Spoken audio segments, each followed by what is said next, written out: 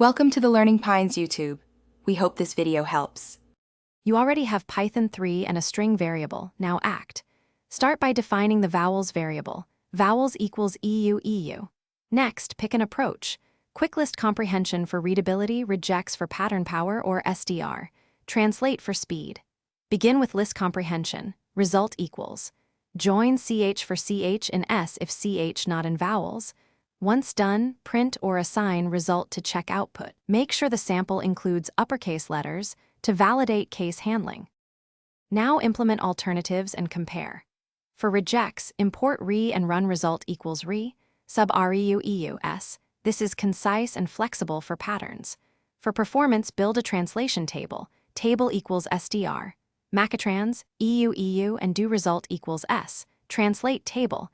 This avoids intermediate lists and is fastest on large inputs.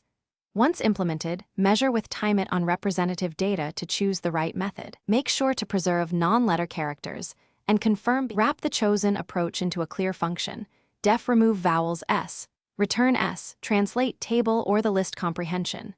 Then write tests, normal text, empty string, long strings, and Unicode with accents to confirm expected behavior. Once done, integrate into your pipeline and handle none inputs explicitly. If output still contains vowels, make sure your vowel set includes uppercase variants and accented characters. If using regex, verify flags and pattern. Also check that string encoding is correct when reading external files. Thanks for watching. Consider subscribing if we helped you.